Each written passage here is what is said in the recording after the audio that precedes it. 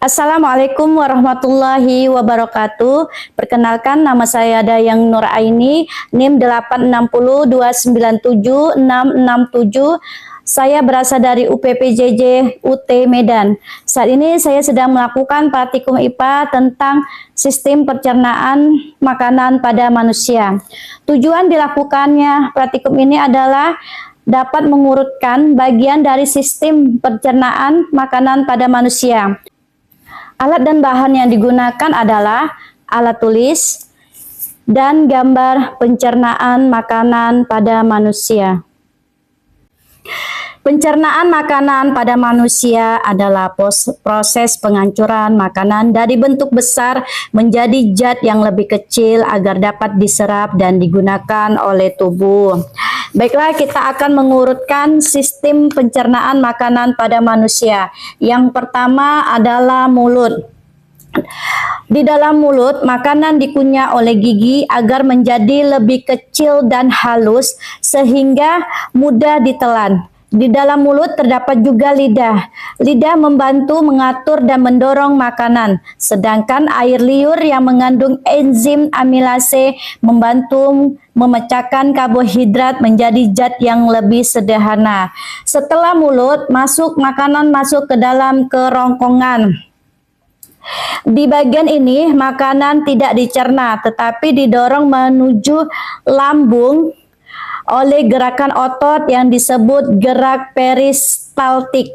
Gerakan ini membuat makanan dapat bergerak meskipun tubuh dalam posisi berbeda. Yang ketiga adalah lambung. Di dalam lambung, makanan diaduk dan dicampur dengan asam lambung serta enzim pencernaan seperti pepsin.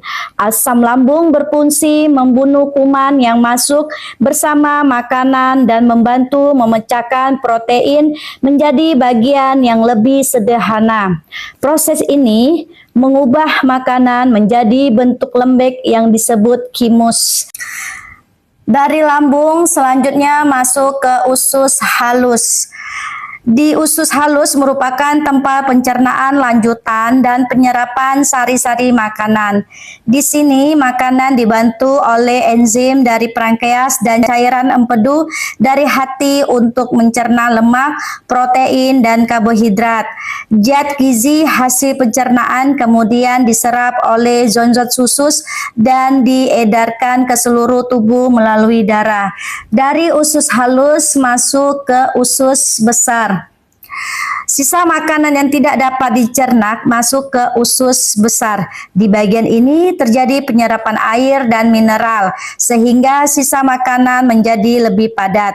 Bakteri baik di usus besar juga membantu proses pembusukan sisa makanan dan menghasilkan beberapa vitamin. Dari usus besar masuk ke rektum dan anus. Setelah menjadi feses, sisa makanan disimpan sementara di rektum. Rektum berfungsi sebagai tempat penampungan sebelum feses dikeluarkan dari tubuh. Setelah dari rektum masuk ke anus. Anus adalah bagian terakhir dari sistem pencernaan.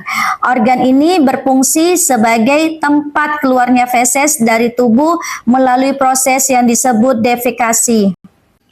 Berdasarkan praktikum yang telah dilakukan, dapat disimpulkan bahwa sistem pencernaan manusia bekerja secara berurutan, mulai dari mulut hingga anus. Proses ini dimulai dari mulut dengan mengunyah makanan dan bantuan enzim amilase dalam air liur. Makanan kemudian didorong melalui kerongkongan menuju lambung untuk dicerna menggunakan asam lambung dan enzim pepsin. Selanjutnya, di usus halus terjadi pencernaan lanjutan dan penyerapan sari-sari makanan oleh zat usus.